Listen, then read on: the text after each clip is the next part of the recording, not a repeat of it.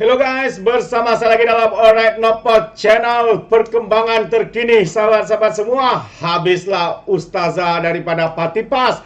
Siapa yang tidak kenal dengan ahli parlimen kepala batas yang dikatakan membuat dakwaan dan menyebarkan berita palsu. Bukan saja berita palsu, tapi dakwaan kononnya Lim Guang Eng, Lim Kit Siang punya hubungan keluarga dengan Parti Komunis Melaya. Jadi menarik untuk kita dengar pencerahan daripada Brother Iswardi ini, sahabat-sahabat semua, dan juga turut terkait dengan isu video tular di media sosial mengaitkan mantan ketua pengarah JKOM, iaitu Profesor Agus.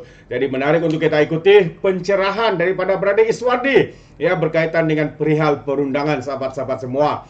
Jadi ini adalah kepakaran dan memang terbaik ya, pencerahan daripada Brother Iswardi untuk kita memahami adakah peluang ya Mastura ini menang dalam saman yang dibuat oleh Lim Guang Eng maupun Teresa Kok terhadap tuduhan beliau yang mendakwa Lim Guang Eng, Teresa Kok, pemimpin-pemimpin DAP mempunyai hubungan kait dengan Parti Komunis. Sahabat semua, mari kita tonton video ini ya untuk kita mendengar ya pencerahan terbaik daripada Brother Iswardi.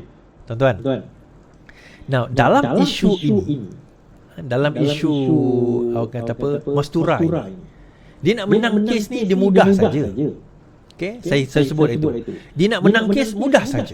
Dia kena buktikan bahawa dakwaan dia berkenaan dengan Chin Peng, berkenaan dengan berkenaan dengan what do you call that? Kaitan Lim Guang Eng, Lee Kuan Yew, Lim Kit Siang dengan Chin Peng, kaitan dia dengan Lee Kuan Yew dan sebagainya, itu benar. Itu kaedah dia nak menang. Dalam kes saman fitnah, Lim Guang Eng saman dia kena buktikan yang itu dahulu. Namun, dia guna defend. Saya hanya merujuk kepada dokumen yang dikeluarkan oleh BNCOM. Isham Jalil selaku bekas ketua penerangan UMNO Selangor, bekas ketua penerangan BN Selangor mengatakan, dia lah nanti selepas PRU. Dia kata, saya tak tahu sebelum itu siapa. Itu yang pertama. Yang kedua, dia sendiri kata, takkan BN keluar dokumen sebegini. So Isham secara indirectly menafikan.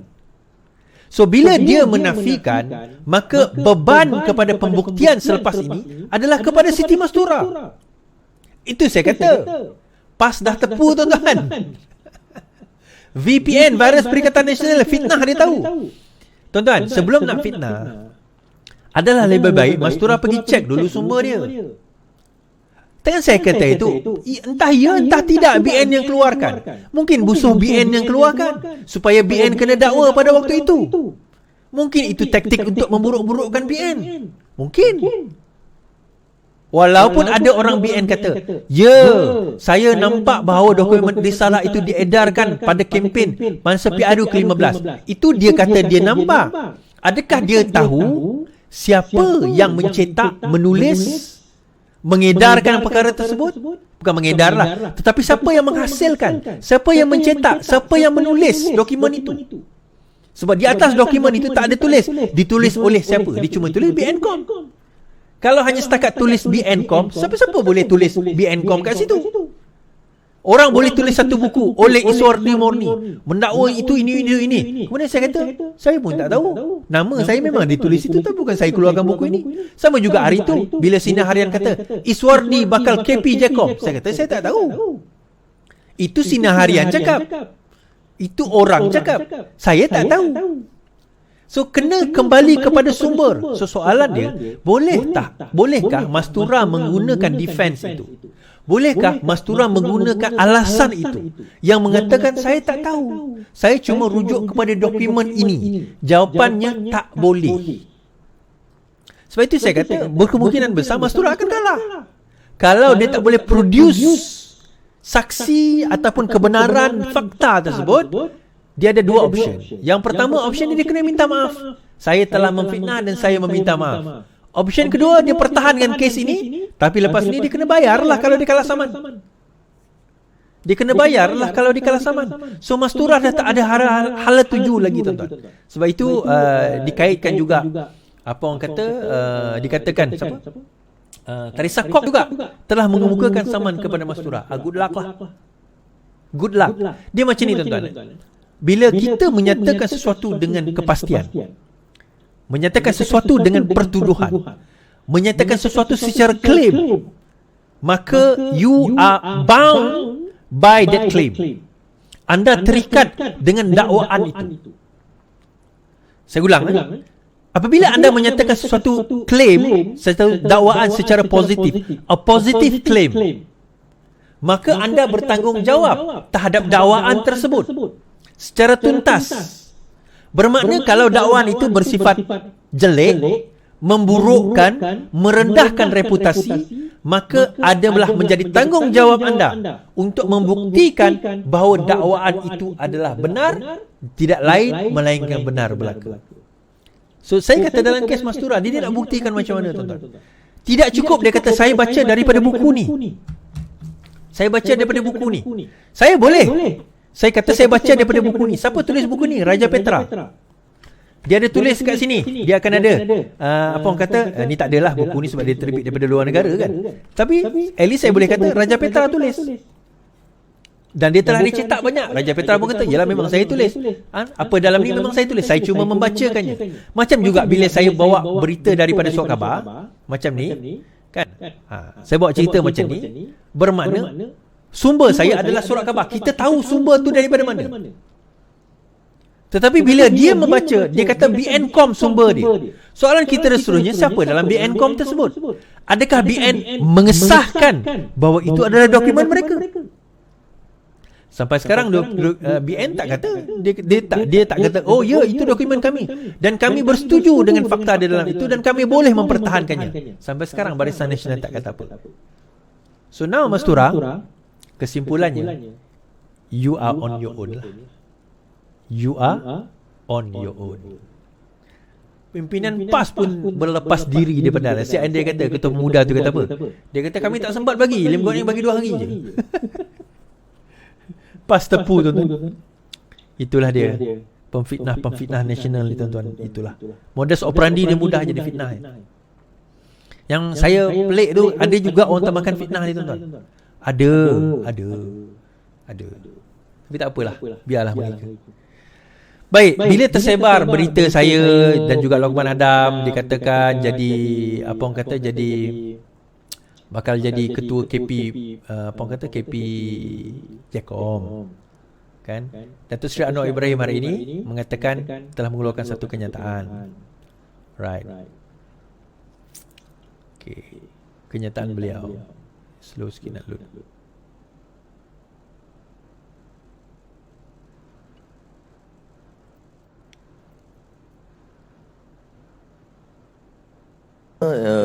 Ketua Pengarah Jecom sudah menulis kepada saya untuk meletakkan jawatan. Saya belum jawab secara rasmi, tapi saya maklumkan kepada Menteri Fahmi untuk menyatakan kita setuju dan kita akan lantik pengganti dalam secepat mungkin, sebaik saja saya pulang. Okey, sebaik saja beliau pulang. So pengganti tu ada, bukan saya, orang lain. So akhirnya Amanah menyatakan, membuat satu kenyataan. Ni salah seorang yang bertanding ketua pemuda lah. Orang muda bukan pengaruh, bukan influencer sesuai ketua Jecom. Berkaitan kekosongan jawatan ketua pengarah Jecom, Amanah Perak berharap pengisinya bukanlah dipilih daripada kalangan pengaruh atau individu yang semata-mata popular. Oh, popular ke tuan-tuan? Oh, ya, popular. Popular? Berapa ribu? Oh, 10,000. 11,000 menonton kita, okey. Ketua Komunikasi Amanah Perak, Azhar Rahman. Siapa? Azhar Rahman. Okey, saya tak kenal. Minta maaf. Zahar, sorry Zahar. Sebaliknya berharap pengganti kepada Muhammad Agus perlu dilantik dari kalangan individu yang benar-benar mahir, kompeten serta segar dalam idea serta pendekatan. Jawatan Jecom tertinggi tidak perlu kepada individu yang popular semata-mata atau dari kalangan pengaruh. Mungkin status begitu satu kelebihan, tetapi yang lebih penting berkenaan ada iltizam dan daya usaha tinggi untuk menjadikan Jecom agensi penerangan kerajaan berkesan, katanya. Jecom, okey, Agus merupakan okey. Azhar berkata seiring dengan perubahan dalam disiplin komunikasi, negara memerlukan calon yang mampu mengisi kehendak masyarakat dan mampu membawa idea baru lagi segar, khusus untuk mengolah naratif buat generasi muda. Ini boleh memberi nilai tambah kepada wajah kerajaan agar dilihat lebih segar dan mesra kepada orang muda. Menurut Azhar lagi, jalan tersebut mestilah mahir menggalas tanggungjawab diamanahkan. Justru kerajaan perlu membuka ruang kepada calon dalam kalangan orang muda untuk menerai JKOM. Saya pun tak setuju. Tuan-tuan. Bagi saya setuju kompetensi itu adalah elemen paling utama untuk kita nak menentukan seseorang itu layak untuk memegang satu-satu jawatan atau tidak.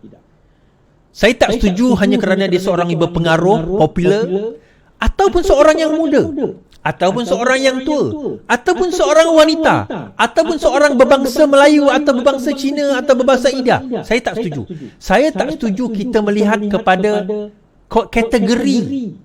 kategori bangsa, agama, gender, umur. Saya tak setuju. Saya setuju kita lihat kepada kompetensi dia. Saya dah sebut, kerja JKOM ni bukan mudah. Nak jadi pengarah JKOM ni bukan mudah. Dan saya berdoa sajalah siapa-siapa yang akan dilantik oleh Datuk Seri Anwar Ibrahim. Berdoa ajalah, because this is a hot seat yang orang selalu anggap kena jadi kena tegas, kena bantai kuat-kuat, kena itu, kena ini. Sebab ada dana yang banyak. JKOM tak ada dana yang banyak. Jangan kau yang JKOM ada dana yang banyak pula, tapi dia ada pengaruh pula. Tak ada. Bagi saya yang paling utama untuk kita nak menentukan apa-apa jawatan, tak semestinya JKOM saja. Apa-apa jawatan ialah kompetensi, kemampuan dia. So 3 orang pemuda amanah yang akan bertanding, ketua pemuda amanah bertanding, antaranya Azhar, Hasbi muda yang sekarang ini the current one. Lepas itu Daniel yang YB Batu Tiga akan bertanding. So saya baca tadi soalan kepada mereka bertiga berkenaan dengan beberapa soalan. Saya malah nak tunjuk kat sini lah. Soalan berkenaan visi kalau sekiranya jadi ketua pemuda bla bla bla. Mereka bertiga-tiga menjawab. Bila saya tengok jawapan mereka bertiga, minta maaf saya kata, tak capai lagi kriteria saya untuk jadi seorang pemimpin yang betul-betul hebat. So Dek, belajar lagi Dek. Sebenarnya kalau ikut dia kata hendaklah orang muda, Azhar tu setahu saya lah Azhar tadi tu lagi tua daripada saya. Betul Azhar? Tak tahulah kau punya umur apa, tapi kalau aku tengok dalam profil kau lagi tua daripada aku. Aku muda sikit dengan kau, katanya. I might be wrong Azhar, sorry Azhar, jangan marah. Gurau. Baik. PRN Sabah dijangka tahun hadapan. Apa yang berlaku ni tuan-tuan? Adakah benar PRN Sabah itu dijangka berlaku pada tahun hadapan? Baik. Untuk makluman tuan-tuan dan puan-puan, PRN Sabah berlangsung pada Julai 2020.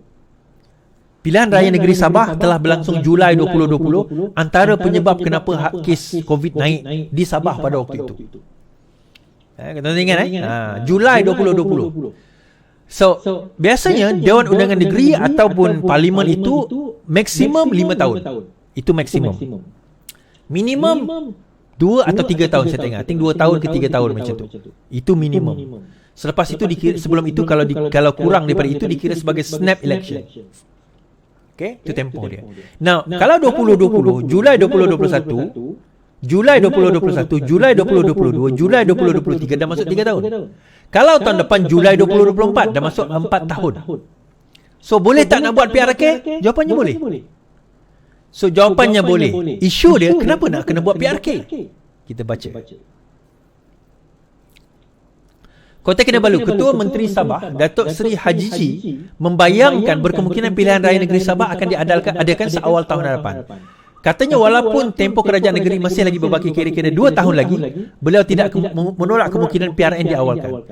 Tempoh kerajaan sepatutnya berakhir pada Oktober 2025, tapi boleh diawalkan. Jadi kita kena bersedia untuk menghadapi PRN, katanya di dalam ucapan dasar Persidangan Agung GRS hari ini. Ditanya sama ada PRN boleh diadakan pada tahun hadapan, Haji berkata perkara itu boleh dimimpikan. Namun beliau tidak menolak sebarang kemungkinan. Terdahulu dalam ucapannya, selaku Presiden Gagasan Rakyat, beliau mengingatkan cawangan dan bahagian parti itu supaya memperkemaskan jentera masing-masing bagi menghadapi kemungkinan PRN. Katanya kepimpinan parti tidak boleh lalai selain perlu mengelak sebarang perselisihan dalam perjuangan untuk rakyat dan negeri. Baik, kita dengar kenyataan beliau. Ketua Menteri Sabah Datuk Seri Haji G. Nur membayangkan kemungkinan pilihan raya negeri Sabah ke-17 diadakan seawal tahun depan. Katanya walaupun tempoh kerajaan negeri sekarang masih berbaki kira-kira 2 tahun lagi, beliau tidak menolak kemungkinan PRN diawalkan. Beliau berkata demikian kepada pemberita selepas menyampaikan ucapan dasar Persidangan Agung Tahunan PAD Parti Gagasan Rakyat Sabah di Kota Kinabalu pada Isnin. Ditanya sama ada PRN boleh diadakan pada tahun depan, Haji G berkata perkara itu boleh dimimpikan, namun beliau tidak menolak sebarang kemungkinan yang boleh berlaku. Terdahulu dalam ucapan dasarnya selaku Presiden Gagasan Rakyat, beliau mengingatkan cawangan dan bahagian parti itu supaya memperkemas jentera masing-masing bagi menghadapi kemungkinan PRN lebih awal. Katanya kepimpinan parti tidak boleh lalai selain perlu mengelak sebarang perselisihan dalam perjuangan untuk rakyat dan negeri. Beliau merujuk cubaan menjatuhkan Kerajaan Gabungan Rakyat Sabah GRS yang dilakukan UMNO Sabah dan Parti Warisan melalui gerakan yang dinamakan Langkah Kinabalu atas alasan hilang kepercayaan terhadap kepimpinan Haji G pada Januari lalu. Baik, dalam masa yang sama, BN berkata, BN Sabah sedia hadapi PRN lebih awal, Bung Mohtar. Sabah bersedia untuk menghadapi pilihan raya negeri sekiranya diadakan lebih awal, kata pengurusinya Bung. Pengurusi Badan UMNO juga berkata pihaknya telah melakukan persediaan di setiap peringkat, terutama yang melibatkan koordinasi dan kerjasama seperti komponen UMNO, MIC, MSA serta Parti Bersatu Rakyat Sabah PBRS. Sekiranya terdapat sebarang kemungkinan dalam waktu terdekat, maka pertengahan atau akhir tahun ini PRN akan diadakan. Jentera UMNO dan PN sentiasa bersiap siaga. Baik. Isu dia timbul bagaimana? Di Sabah, dia agak unik sikit tuan-tuan. Di Sabah, UMNO adalah pembangkang.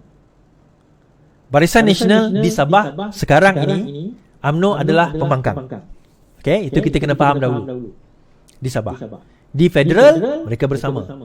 So, kenapa boleh berlaku demikian? Dia berlaku masa PRN yang lepas. Pada masa itu, bersatu menang dalam satu jumlah yang agak besar.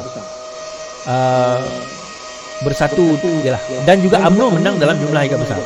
Warisan menang sebagai satu kelompok.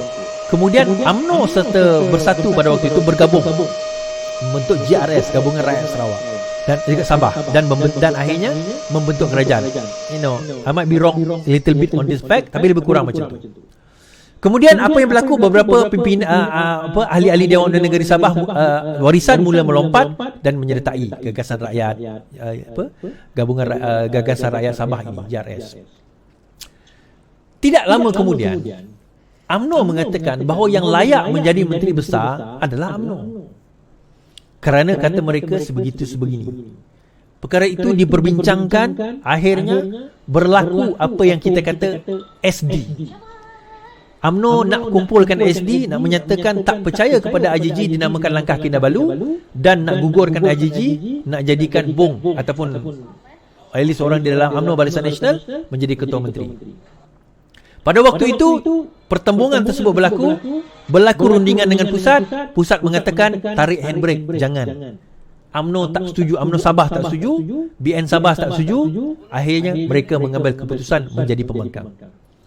Nah, melihat kepada keadaan ini, GRS faham dan nampak bahawa mereka tak lama lagi sebenarnya. So the next move, sekarang ini pun dah ada move. Dah ada mula desakan untuk memastikan pertukaran kerajaan itu berlaku. Sebab itu kenapa Haji G mengatakan persediaan untuk adakan tahun hadapan. Paling kurang mereka menang dalam keadaan mereka betul-betul membentuk kerajaan yang betul-betul kerajaan. Mereka merasakan mereka sudah bersedia untuk menghadapi PRN yang akan datang. So, kita kena bersedia lah orang Sabah. Cuma isu dia Pakatan Harapan bagaimana? Kan kerajaan perpaduan. So, adakah Pakatan Harapan akan terlibat di dalam pertandingan tersebut, atau sekadar hanya menjadi linesman dekat tepi dan melihat dua, iaitu GRS dan juga Barisan Nasional serta parti lain bertanding tanpa mereka menyertai. Dan itu yang uniknya. Tahun hadapan kita akan lihat sama ada Pakatan Harapan akan terlibat atau tidak dengan pilihan raya negeri tersebut. Alright guys, itu dia seperti tadi satu pencerahan ya. Pertamanya adalah berkaitan dengan penyebaran berita palsu, dakwaan daripada Ustazah PAS Mastura, sahabat semua. Adakah beliau akan bertemu jalan buntu untuk membuktikan ya dakwaan yang kononnya Lim Kit Siang, di Lim Guang Eng, siapa lagi? Internilog, Teresa Kok punya kaitan keluarga. Apatah lagi tuduhannya yang sangat berat mengatakan mereka punya kaitan dengan parti komunis iaitu Chen Peng. Jadi kita boleh dengar macam mana pencerahan daripada Berada Iswardi. Memang padu terbaik. Jadi sekiranya anda sahabat mau memberikan sedikit pandangan juga, anda boleh berikan dalam ruangan komen. Jadi sampai di sini saja, izinkan saya untuk mengundurkan diri. Dan seperti biasa, peribahasa mengatakan, tapapun kangkap, 2 tahun keinginan. Dalam bahasa Melayunya, tepuk dada, tanya selera. Sekian saja daripada Alright Nampak Channel. Kita berjumpa lagi. Bye-bye.